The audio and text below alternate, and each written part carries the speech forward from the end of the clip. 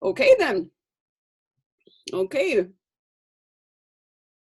Welcome everyone to the Narkis Bible Study that's carrying on in the tradition of 50 some years now, I think.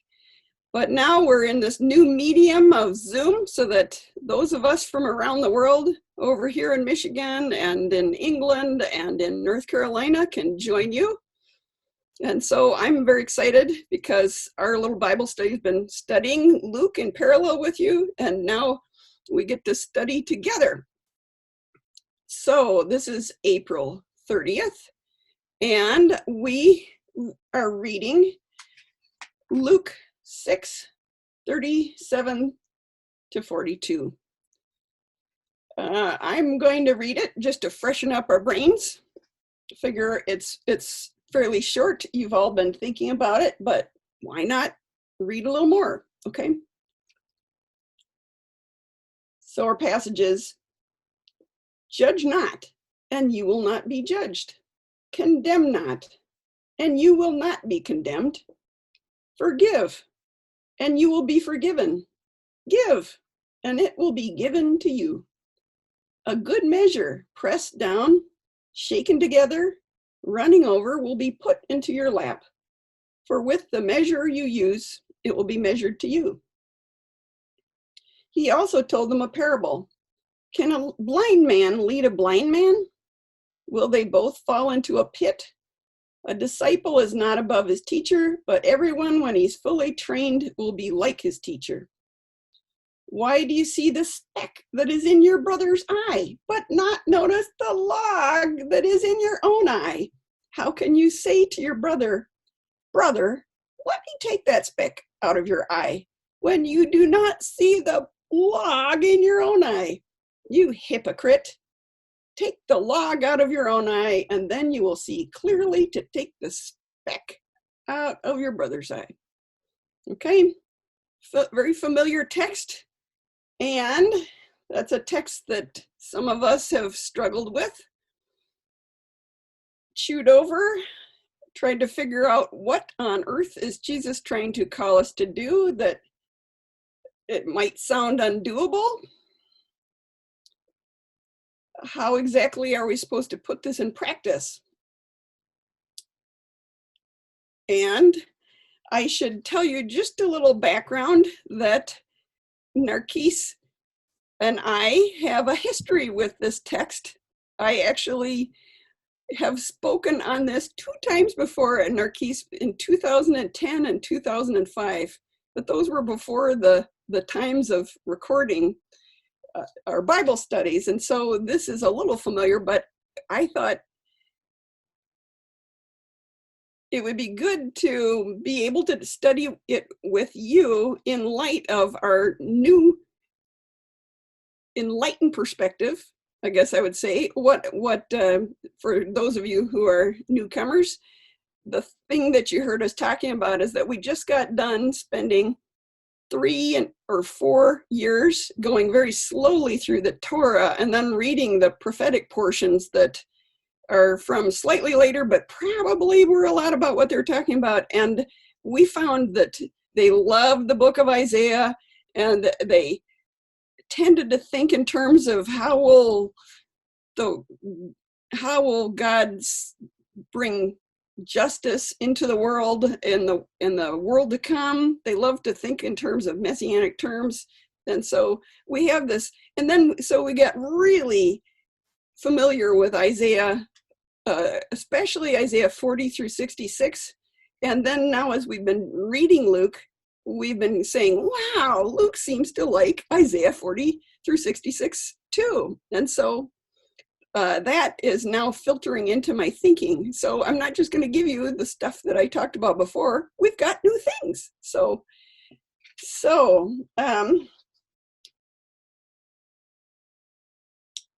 let's see. Okay. So part of what I'm thinking in my head is what passages in the Torah might be Jesus thinking about as he's preaching here. What passages in the prophets might be something that is going on. And how does this relate to the things that we've been talking about in the past few weeks? We've been talking about this movement. We talked about the Luke's versions of the Beatitudes, where Jesus is speaking about the poor in spirit. Actually, that's Matthew's, but it's the same concept. And the idea of these people, this movement of Christ followers who are especially sensitive to the fact that they're the persecuted ones. They're his little body of disciples. And so that I guess that's the first question that I would even ask. And I can ask you because I don't want you to just have me as a egghead here, but my question is, who is his intended audience here? Okay, I'm gonna, so we'll unmute us if you want to discuss what you've been hearing so far and what is his audience as you hear it right here. Well, what became very clear earlier on was that it was the offscouring. It was the people who were rejected by society. It doesn't matter whether it's leprosy or whether it's the man with a withered hand who probably shouldn't have been in the synagogue in the first place. All these people who are the Levi, the tax collector, who's certainly not a popular guy. Mm-hmm. So these seem to be the people he's addressing so much to. Do you think that he's speaking to every person on earth at all times? I see Lupe shaking your head. I'm trying to recall the verse that says, I'm going to send you out as lambs to be slaughtered. Something about that was part of the commission. We were going to be sent out as lambs to be, and I'm trying to remember where I've read that. So I think it has to be the ones that have acknowledged him, okay, that he's talking to, and he's telling them the cost. I don't know. That's my... Sure.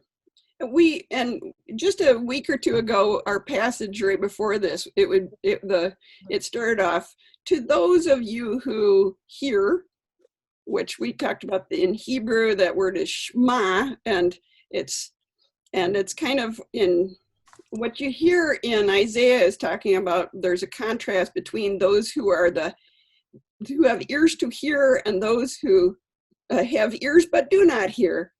And so that's in the background. So he's talking to the people, his disciples, who are already on his team. He's not kind of just broadly preaching to the whole universe right now. So that's okay. So that just gives us a little background here. Okay, just to get, okay. These are Jesus' persecuted followers who are maligned and will be suffering for his sake. But they know they're not supposed to repay evil for evil. This is some of the things we talked about. They're merciful for others, and they're sons of their merciful Father in heaven. Okay, that sounds familiar. I'm just reviewing it. So, okay. So now my first question, when I'm turning now to our passage, is, what does judge mean? Obviously, that's kind of the first thing that comes to your mind. You're saying, and judge in English, judge is a really wide word. We have judge in the judicial sense is the guy who has that, or lady who has that role in society, just does his job. We have to judge in terms of discern, that's fine. But we also have judge in terms of condemn, or even to punish. It's got this broad range of meanings. And so I wondered, in Greek and in Hebrew, how does that compare?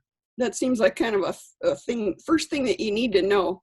Well, Greek, the word is krino, And pretty much in Greek, it is pretty parallel and has that same broad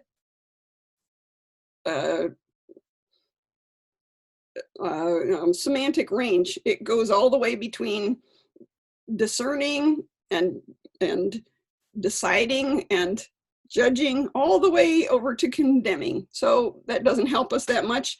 And then in Hebrew, you have two words that are both used for judgment. I think one a little bit more than the other, but shafat is to, like, the shoftim are in the book of Judges. They're the ones that judge the cases in law. But then you have the related word mishpat, which is justice. And so in a sense, the shoftim were those who established justice. So there's kind of in Hebrew, they like to make it a little wider. They just like putting lots of meaning in there. And so to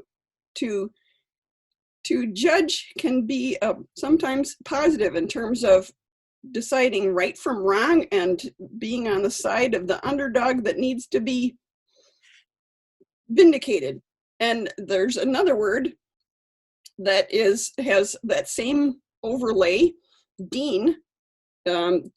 Deen also means it has the sense of both to condemn or to pronounce judgment on, and then there is also vindicate. And so, like, is it Rebecca? Rachel, remind me. Here, I'll unmute you guys.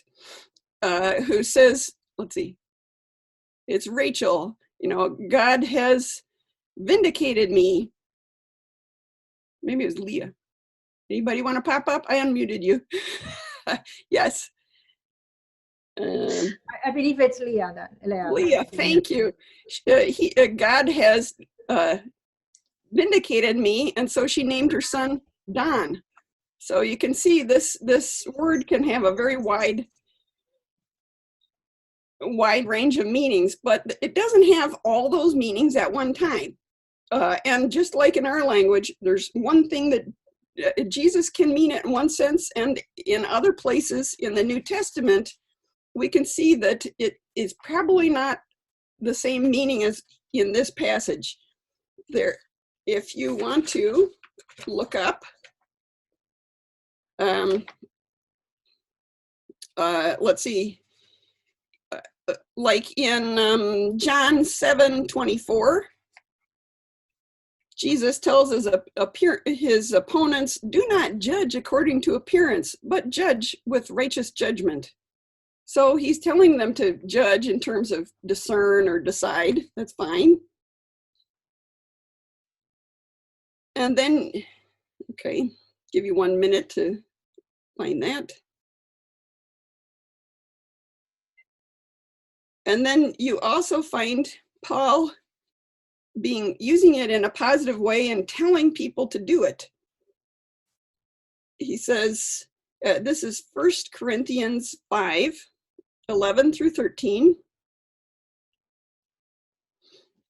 It says, do not associate with anyone who bears the name of brother if he's guilty of sexual immorality or greed, or is an idolater, reviler, drunkard, or swindler. Do not eat with even such a one. So, for what do I have to do with judging outsiders? Is it not those inside the church which you are to judge? God judges those outside. Purge the evil one from among you.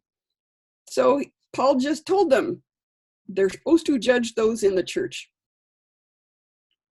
And maybe, I guess my sense there is, it means that they're supposed to judge their actions. And if it's obviously their actions are not the right ones, they are supposed to do that. So, okay, so those are two places where judge is not probably, it's being used in a way that, yes, we're supposed to do that, okay? But what I have found is that yes, it's used in broader other ways, but the idea of do not judge, even though it's a little bit head scratching and confounding with us, is one of the most popular things that Jesus says that other people repeat over and over throughout the New Testament. And Paul in Romans says it 2-3 times. But you, why do you judge your brother? Or you, why do you regard your brother with contempt? For we will all stand before the judgment seat of God. And then James, in James 4, there's only one lawgiver and judge, one who is able to save and destroy. But who are you to judge your neighbor? Okay, so they're pretty much using what they found from Jesus and thinking about it and preaching it again because it was very important to them.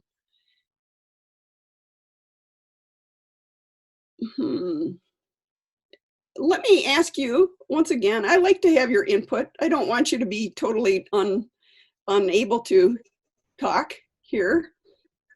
The one thing, what I am hearing here, which we spent some time talking about, is do not repay evil for evil a few weeks ago, remember? And then we talked about, but wait for the Lord to bring his vengeance. Let him repay. I can hear it kind of the same kind of idea here. Why do you regard your brother with contempt? For we will stand before the judgment of God. It's like, well, let God do the judging. And once again, they're kind of looking forward to when God is going to set the world straight. Okay, any comments, expansions? One thing I'm thinking of is a lot about motive. And so, are you angry about this person and just want to put them in their place? Or are you concerned about them and want to gently, with love, restore them to right relationship, right behavior? Mm-hmm. Mm-hmm.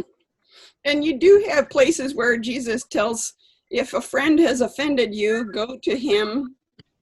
If he doesn't listen to you, go to him. So there are times when you're supposed to be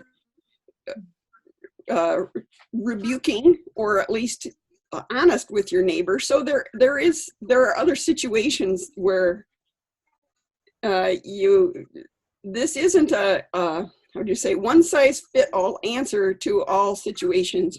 There are times when the sin is clear as the nose on your face.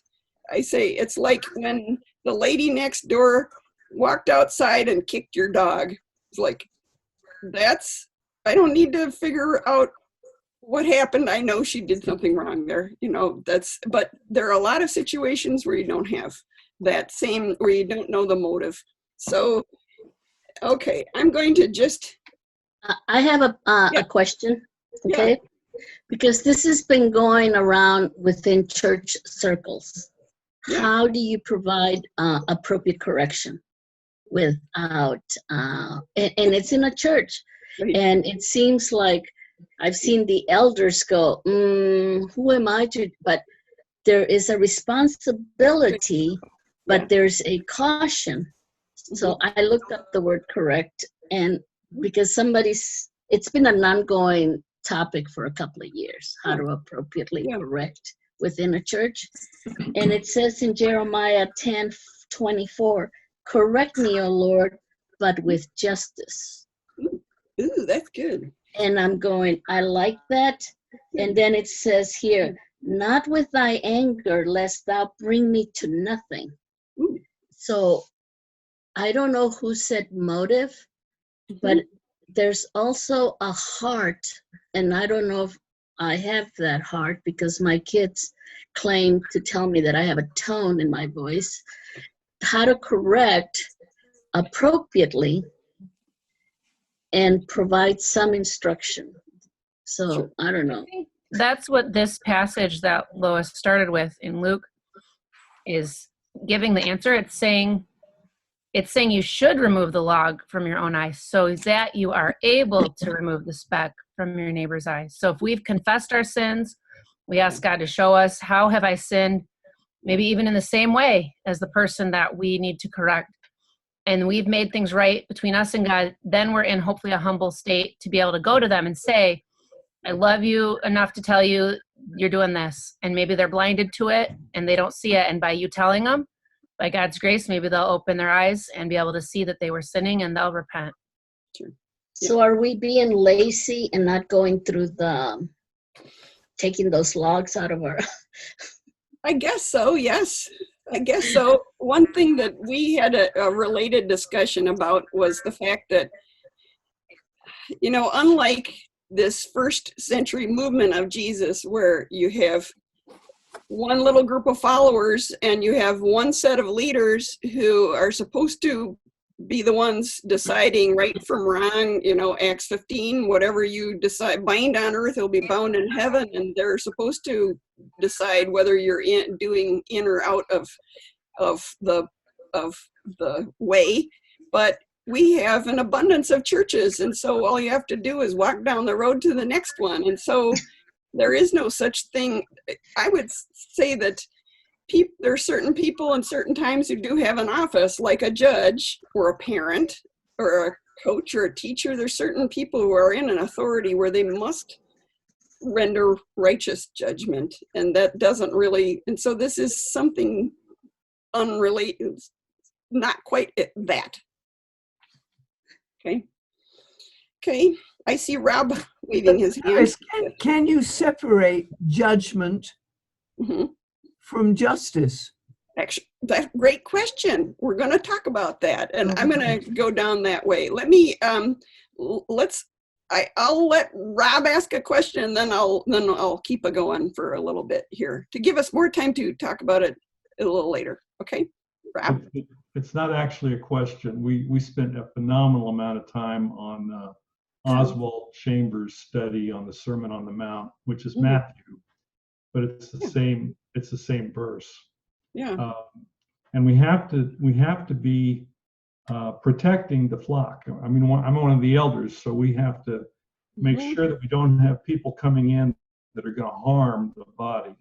And that's what the crux of the matter is here. You don't want people pretending they're good people and coming in and we're befriending them and helping them. Yeah. And there's a problem because you have people coming in who pretend that they're part of the body and they're really not saved. They don't really know the Lord. Yeah. And so we're not allowed to judge those people. But when some people claim they are and insist on it, that they're saved and all the rest of that, but they're coming in to steal sheep or to harm the body in some way, it's very rare that I think the elders need to make a ruling. We're an elder-led body. We don't have a pastor. It's a plurality of elders. And we've only had one instance in the history of Church of the Messiah where we decided we cannot allow this person in our body. And you mentioned the word office. Yeah. I take exception with that, basically from what I learned from Dwight, and I think probably he learned from JSSR, Narkis people and all that. We aren't given offices, we're given giftings. So the office of teacher, the office of pastor, functionally in the Bible are more like giftings. So this gifting isn't permanent. It's a in the moment issue that you need to address, and it takes a plurality, I think, to conclude this person is not safe for this body. We need to escort them out.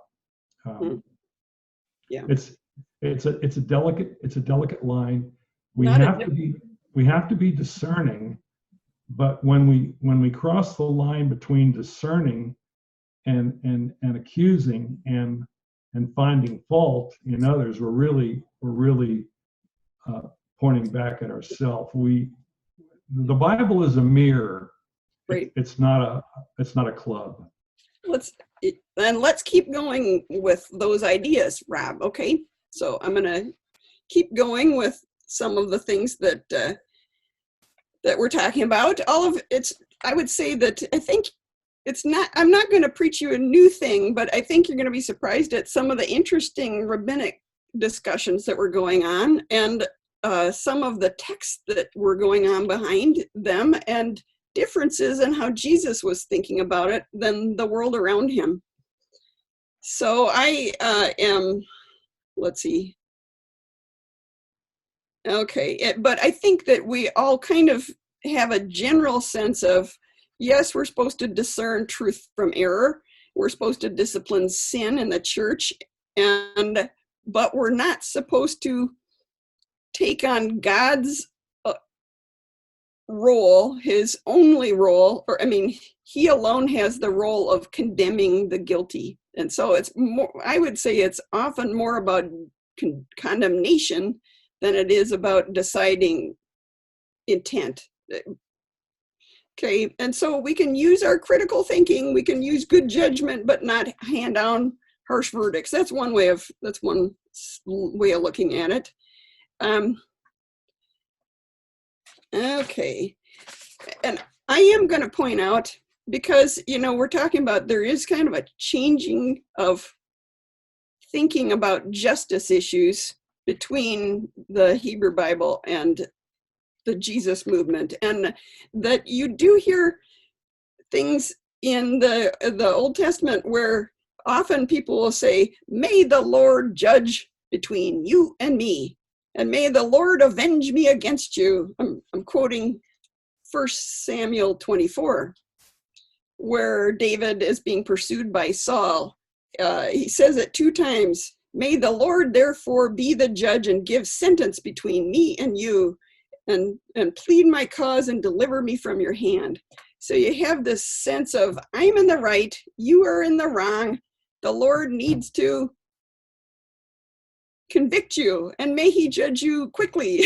So, and I have to say that I hear this more in Jewish thought, and Christians are kind of used to shying away from any kind of saying, I am the innocent and you are the guilty, differently than traditional Jews. Let me give you an example.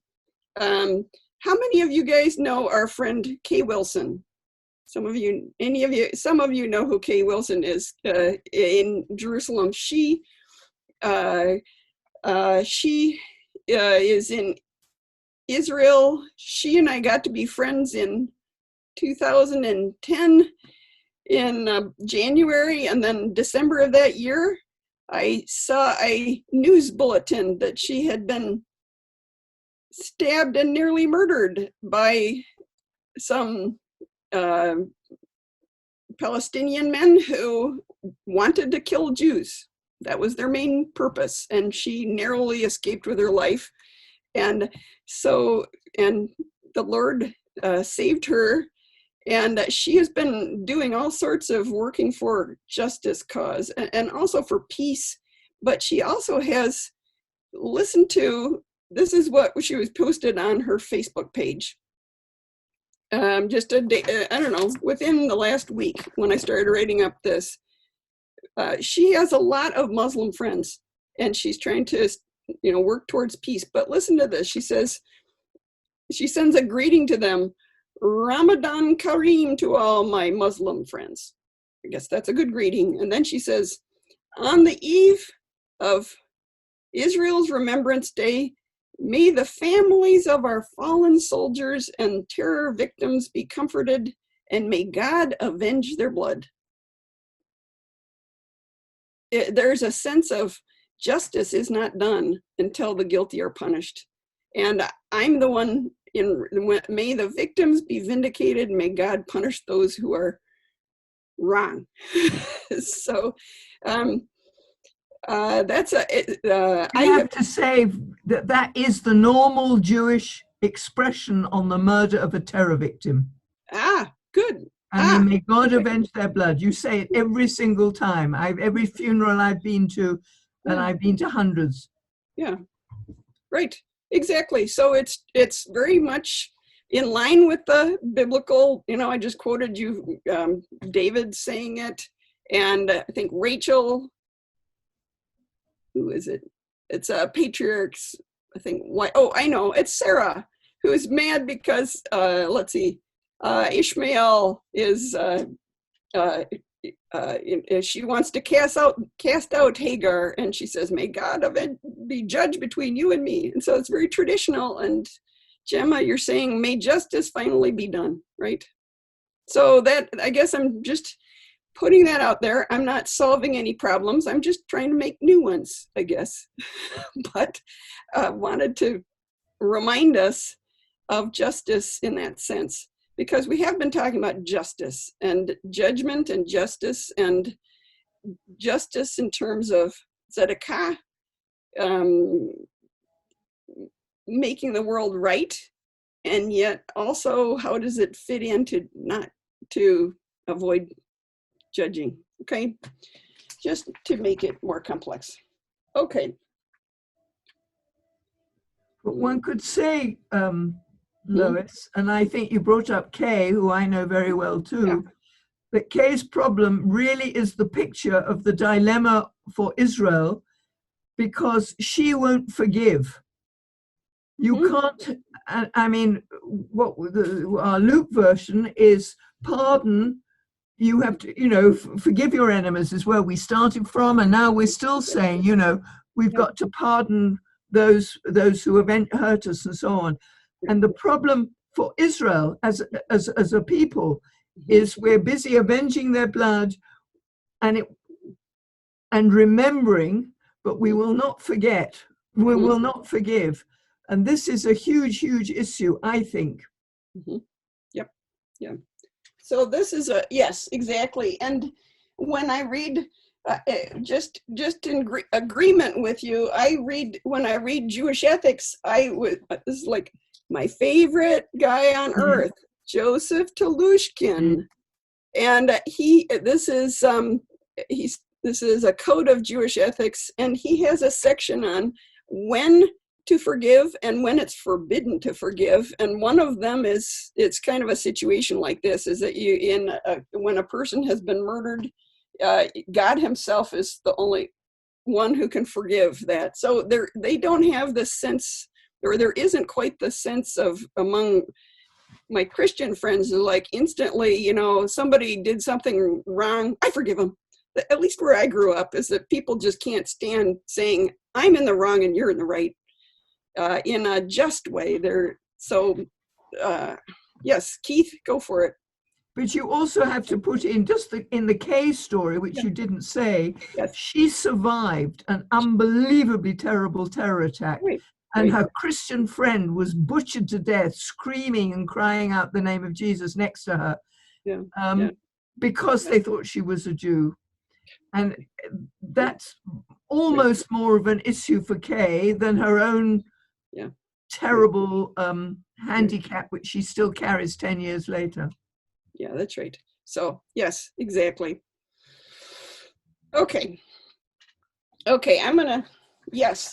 so let me change our subject right now. We've been chewing over these issues, judging and discerning and deciding right from wrong. And let me see where I had this. Okay.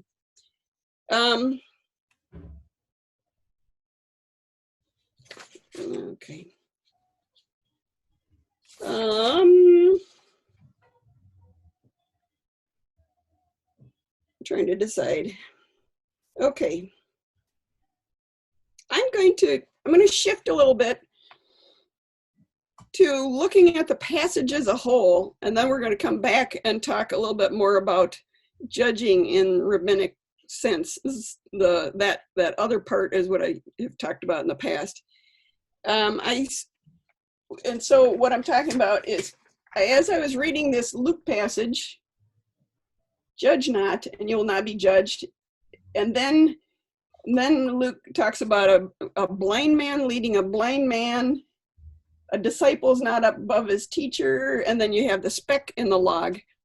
And I think everybody here is saying, do you think these things all run together? Do these things make sense together? Well, it helps if you just look at them in the book of Matthew, where Matthew has the same section, and he has, judge not, that you not be judged, for with the judgment the measure you use will be measured for you. Why do you see the speck that is in your brother's eye and do not notice the log in your own eye? And so Matthew keeps the speck in the log and the judging others is right next to each other with Matthew. And in Luke has expanded those two, the sermons, and so they don't seem to go quite together in the same way as in the other passage. I also thought it was interesting that, Paul talks the same way. Here's a place where you actually hear him working in all these motifs. He says, this is at the beginning of Romans. Therefore you have no excuse, O man, every one of you who judges, for in passing judgment on another, you condemn yourself, because you, the judge, practice these same things. We know that the judgment of God rightly falls on those who practice such things. Do you suppose, O man, you who judge those who practice these things, yet do them yourselves, that you will escape the judgment of God? Or do you presume upon the riches of his kindness and forbearance and patience, not knowing that God's kindness is meant to lead you to repentance? And then a few verses later, he says, if you call yourself a Jew and rely on the law and boast in God and know his will and approve what is excellent because you are instructed from the law, and you are sure that yourself are a guide to the blind, a light to those in darkness, an instructor to the foolish, and a teacher of children, having the law, an embodiment of truth. You who teach others, do you not teach yourself? While you preach against stealing, do you steal? The thing that I just thought was interesting is that Paul is using those same motifs of first talking about do not judge and do not condemn, and then he comes right back to talking about a guide to the blind. So we're talking about the blind leading the blind. So it's interesting. Can you give us the text properly? Sure. Thank you. That would be good. Sorry. That was Romans 2, 1 through 4, and then 17 through 21. Thanks. Okay. I'm going to, just because I like data, I have to share with you that there are rabbinic texts that do the same thing. Just a second. I have it. Oh. Okay, listen to this. Rabbi Tarfon says, I would be surprised if there's anyone in this generation who can receive rebuke. Why? Because if the one rebuking him says to him, remove the splinter from between your eyes, i.e., rid yourself of a minor infraction, the other says to him, remove the beam from between your eyes, i.e., you have committed far more severe sins. Rabbi Eliezer ben Azariah says, I would be surprised if there's anyone in this generation who knows how to rebuke correctly without embarrassing the person he is rebuking. So there's a interesting, Tarfon is early. He's post first century, but he's early. There's another one that I think is very interesting. I'm giving you a little extra data just because it's interesting. Rav Huna, when he would go to the court to sit in judgment, would take 10 Tanaim to sit with him and serve as partners in judgment. And he said, I do this so that we will each receive a splinter from the beam, i.e., each of us will bear only a small part of the responsibility. And there was another rabbi who would, after he was to check whether an animal was slaughtered correctly, would do the same thing. I do this so that we will each receive a splinter from the beam. Interesting.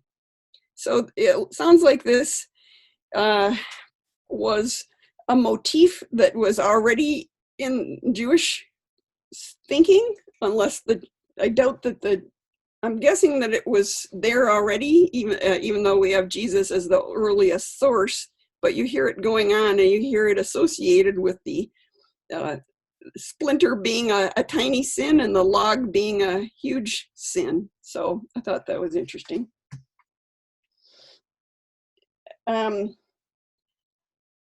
One thing, well, about the motif of blindness, and my ears were perked up to how does this all relate to what we have been learning from Luke, from Isaiah, and our discussions about you who hear, those who are hearers of the word and they do what Jesus says, they don't.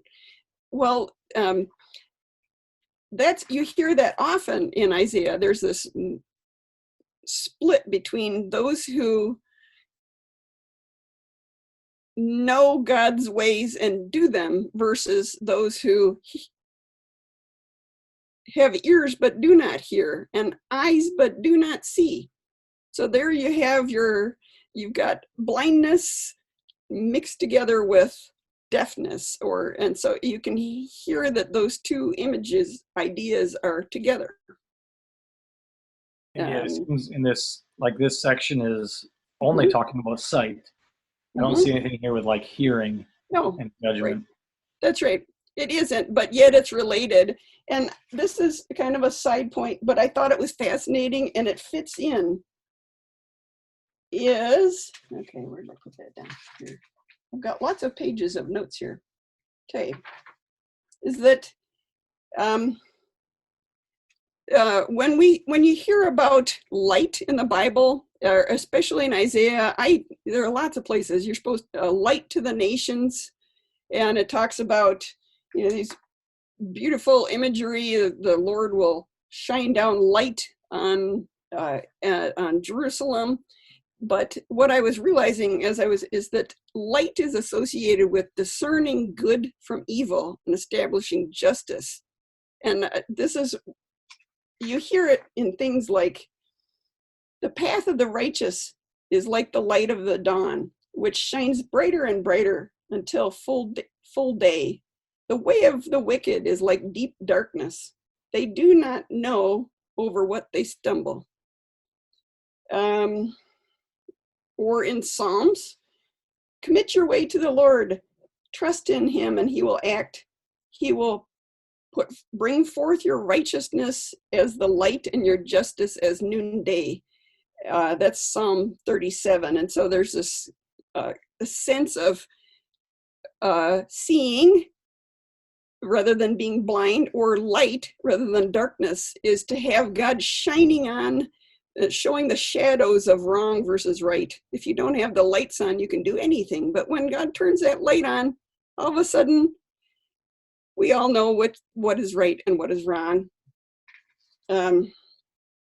So you hear, like in Isaiah 59,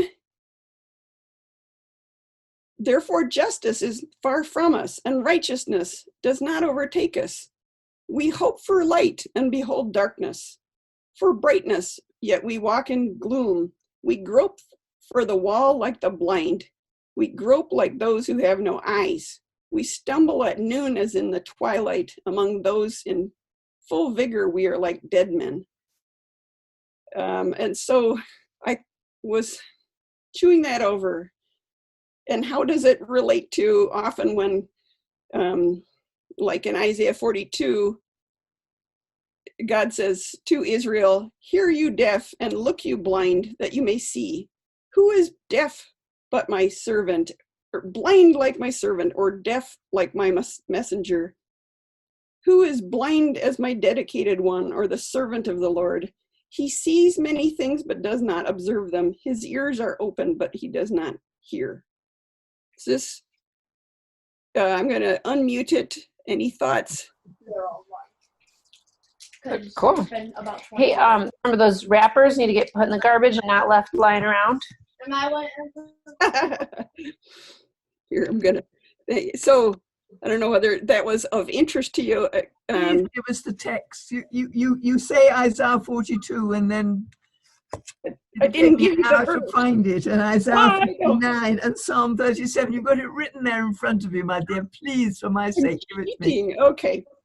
Well, and actually, Psalm 37 is the psalm where it talks about do not compete with evildoers. Do not, because the meek will inherit the earth. And in verses 5 and 6, that was way it says, commit your way to the Lord, trust in him, and he will act. He will bring forth your righteousness as light and your justice as noonday. Mm-hmm. So putting righteousness on the earth is when God's going to turn all the lights on. It's interesting because it says he will bring out your vindication as light. Mm-hmm. And that goes back to justice is, vengeance is mine, I will repay. So it's the Lord who gives the light. That's right. It's not you shedding light, it's him. But yeah, you're right. And vindication ultimately comes, but it's when God sends it. So right. This is, okay. Lois? And Isaiah 59. Hang on. What? The verse. Keith, just a second before. I'll come back. Keith, did you have a comment? Or was it Gary? Gary did.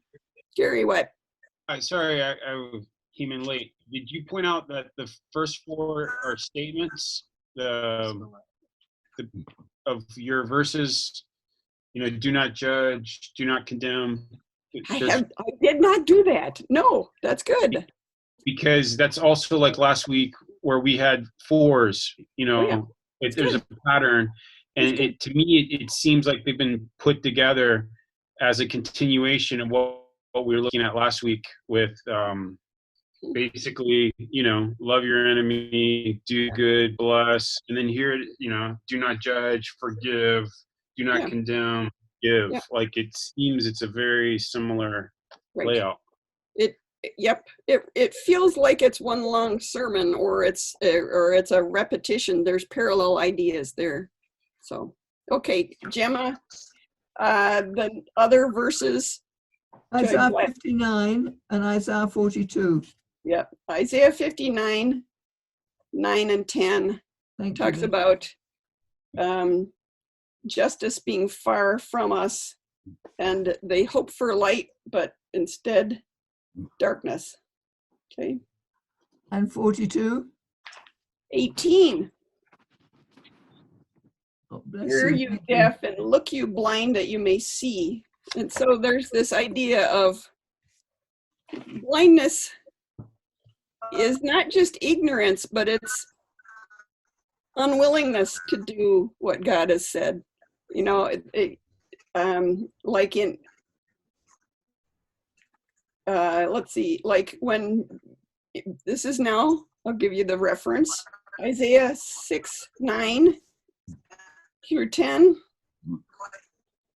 Go and say to this people, keep on hearing, but do not understand. Keep on seeing, but do not perceive. Make the heart of this people dull and their ears heavy and blind their eyes, lest they see with their ears, see with their eyes and hear with their ears and understand with their hearts and turn and be healed.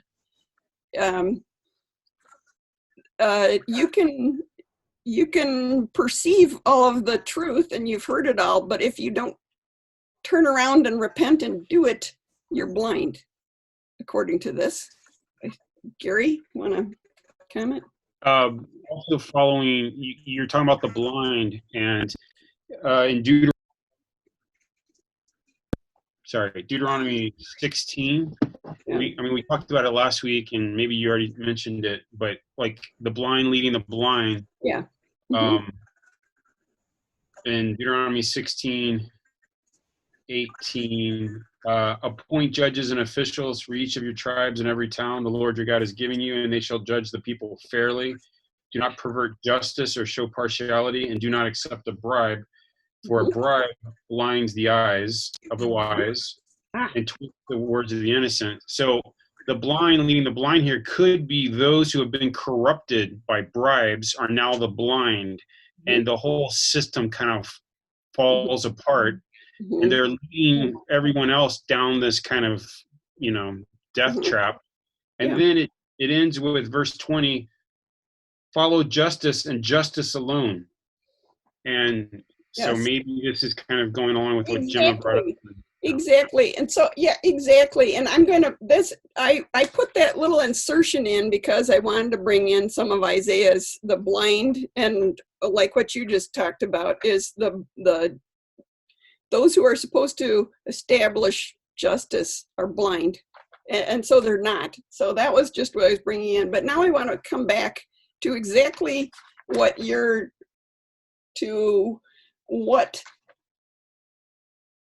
the rabbinic discussion and Jesus's discussions were about this, probably from Leviticus, probably those, or from the Torah passages where you actually hear an earlier discussion going on among the proto-rabbinic sages. You hear, and it's probably based on exactly what you quoted, Gary, or in Leviticus, do not pervert justice, do not show partiality to the poor or favoritism to the great, but judge your neighbor fairly. And that's B'tzedek tishpot amitecha. And so there are an abundance of discussions of what exactly does it mean to judge your neighbor fairly, justice, with mishpat. How do we do this? Okay. You do, and a very early comment on it that has been expanded throughout history in Judaism is one from, his name is Yehoshua ben Parachia from 120 BCE. And that is, Dan et kol ha'adam lakath zachut. Judge everyone in the pan of merit. Like if you're doing scales, you weight his extra, you pour extra into his pan. The idea is you give him the benefit of the doubt. I'm going to get to that a little later. I've written a chapter about that. Other things that you hear are like from Hillel. He was about 30, 40 years before Jesus' teaching career. There was Hillel who said, do not judge your neighbor until you reach his place. So you can see that there are things going on that everybody's thinking about, that Jesus is part of a discussion that's going on. And there's one spin, it's from Sifra, it's an early commentary on Leviticus. You can respin that line, judge your neighbor fairly, B'tzedek tishpot amitecha, to say, you shall judge your neighbor as righteous.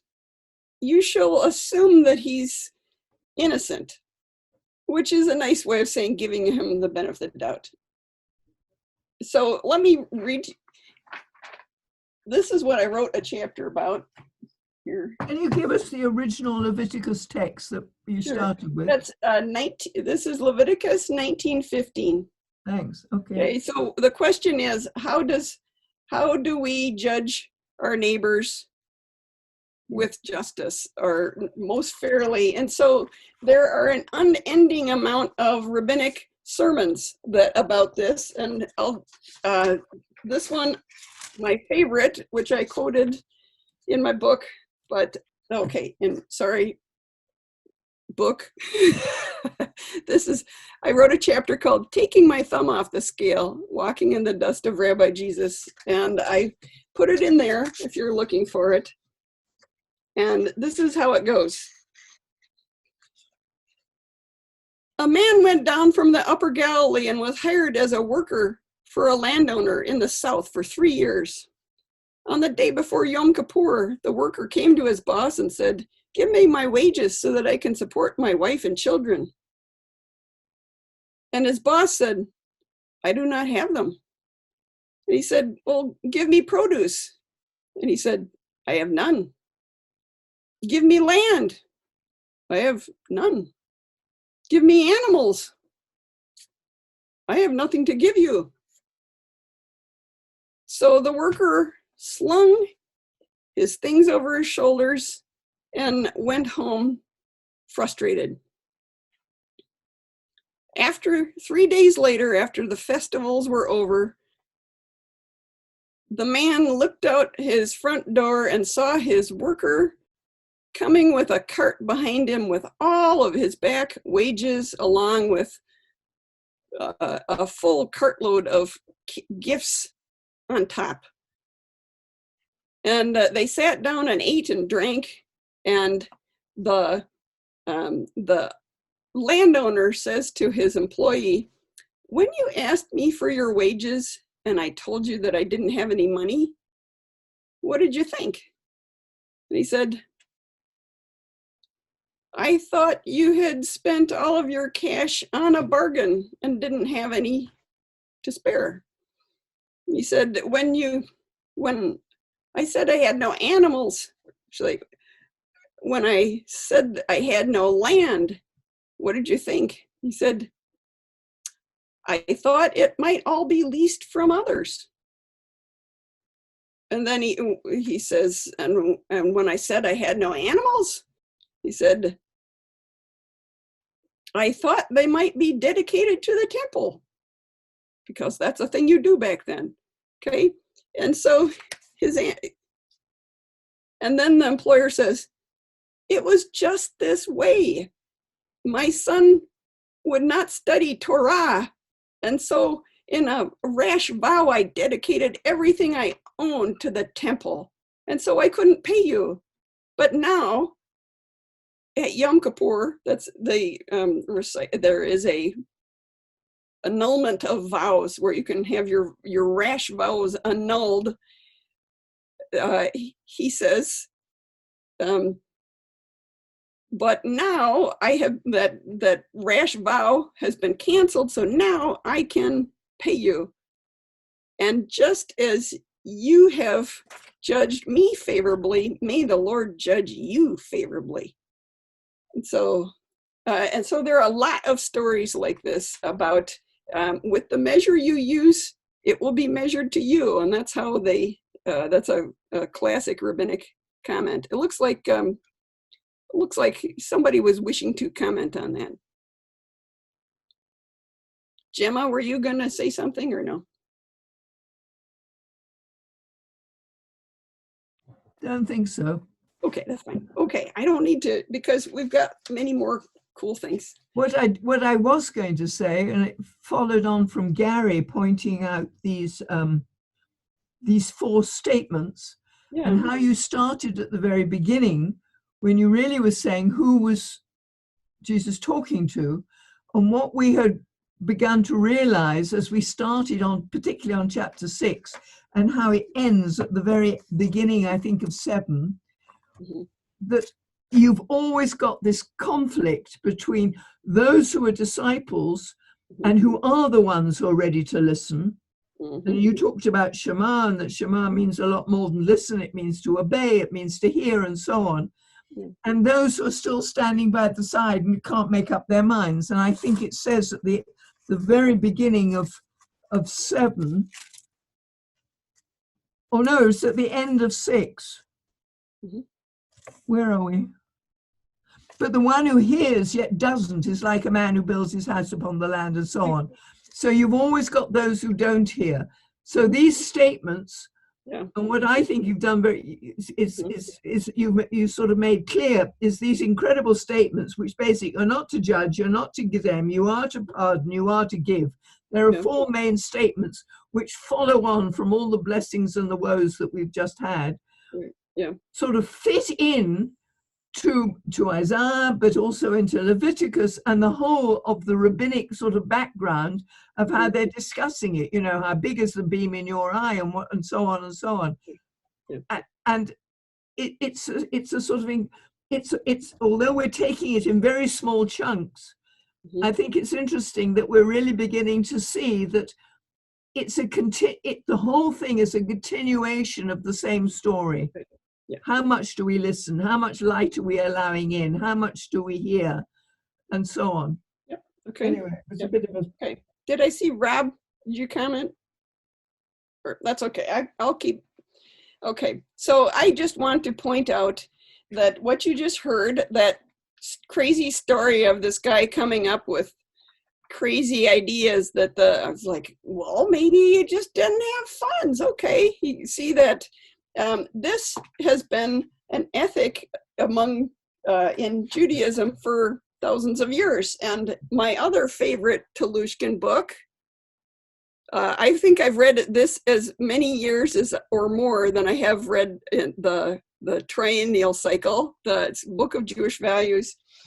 He tells about how there are groups that actually will get together that will work on finding excuses for behavior that seems unkind in order to judge favorably, because judging favorably is as important as teaching your children the Torah and, let's see, visiting the sick. This is it, because it makes such a big difference in your attitude towards others. So they'll sit around. I get a kick out of this. I sit around and they'll say, if you didn't receive an invitation to a wedding and you're a little mad about it, why didn't they invite me? And they say, well, maybe they were under the impression they did send it to you. Maybe they just didn't plan to have as many people there. Maybe they just couldn't afford to invite very many people. And so they go through all these little scenarios of reassessing a situation where sin seems to occur and then the possible ways that it might not have. And I have to say, I found this transformational, my own attitude. And I realize this isn't Jesus. And in fact, the next thing I want to point out is that there's a difference between how Jesus is looking at this passage and how they are. But the Jewish idea of giving people the benefit of the doubt, I found pretty transformational, because I realized as soon as I started to think in terms of when I see someone, when I get angry at something someone else has done, if someone steps on my foot and they just accidentally step on my foot, I don't care. I don't get angry. But when I think they did it on purpose, then I get mad. And so I sit there looking at, oh, maybe I ought to think of reasons, okay, why we should judge favorably. It makes a huge difference in how you think about life in whole and how you can be more fair to others. So that's the rabbinic method. But I think the wedding one is the best, or why they didn't invite me to dinner. I mean, yeah, that's really something we all know. We all know that. Yeah, exactly. So, but there is a shift. There's a difference between the rabbis who are kind of assuming at least their fellow Jewish people are all innocent. And Jesus is flipping it over, and he's looking at it more in terms of really the only person you can know is yourself.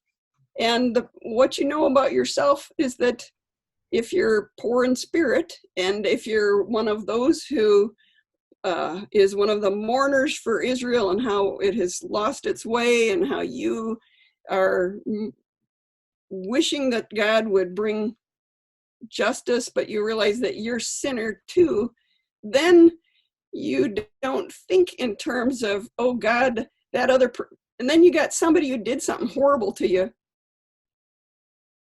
You don't sit around saying, oh, may God judge between you and me. You say, that guy is horrible, but I have that same problem too. And that's how it flipped. Yes. There's a Torah verse I've heard repeated, I think 3 times now: justice, justice, justice, and only justice. Mm-hmm. It's Deuteronomy 16:20. Mm-hmm. And I've heard that preached from Christian pulpits wrongly. The word is tzedek. Yeah. You wouldn't think that's the word. You'd think it's justice. No, it's uprightness. So what he's saying there, and this is in the Shoftim, the Shotrim sort of nuanced areas. You're supposed to appoint these people, and they have to have personal uprightness before anything else. Yeah. The judging part, if you're going to judge anybody, this is the one you have to judge first. Uprightness, yes. Tzedek, Uprightness. righteousness. Yeah. Righteousness. Yeah. And I included the judge every man favorably Pirkei Avot reference you gave in the chat. Good. So I have to point out that there are a couple other passages in Leviticus that Jesus is thinking about, that he's working in behind us. I think we have mentioned these before. I can't remember whether we did them specifically. Well, we've talked about love your neighbor as yourself. We've heard that one over and over and over. But I want to point out that it has a larger context. It says, do not hate a fellow Israelite in your heart. Rebuke your neighbor frankly so that you will not share in his guilt. Do not seek revenge or bear a grudge against one among your people, but love your neighbor as yourself. I am the Lord. The context of that is in the case of when you're mad. I mean, sure, we can pull out that last little line saying, yes, I love my neighbor like myself. But that's okay. Have we talked about the fact that the text before you go on? Okay, Leviticus 19:18. Sorry, Thank you. I keep not giving you the numbers here. That Gary will have to remind me when we say love your neighbor as yourself. Our traditional way of reading it is to say, oh, I'm going to love my neighbor as much as I love myself.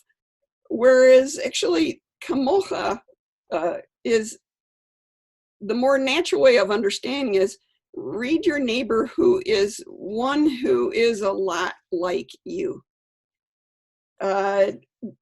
Don't bear a grudge, but love your neighbor who's someone like you. And Hanina Ben Dosa puts it this way: if you hate your neighbor whose deeds are wicked like your own, I, the Lord, will punish you as judge. But if you love your neighbors who are good like your own, I, the Lord, will be faithful and have mercy on you. You're probably wondering, are you sure? Are you crazy? Is this a crazy way of looking at this passage? If you go a few verses down in Leviticus 19:34, there is, it's a completely different subject, but it says, when a stranger sojourns with you in the land, you shall not do him wrong. The foreigner residing among you must be treated as your native born. Love him as yourself, for you were foreigners in Egypt. I am the Lord your God. You can hear in this passage, the reason why they need to love the foreigners because they relate to him. They know the situation. He's just like them. See, he's experienced, they know they can empathize with him in the same way as up in the passage about do not seek revenge or bear a grudge, but love your neighbor as yourself is really about, don't forget that when your neighbor sins against you, that you're just like them. You have a problem with sin, just like them. And you both stand before the Lord, and we both have to ultimately not seek vengeance on our own, but ask how can we change our own behaviors and leave it up to the Lord ultimately at the end. So.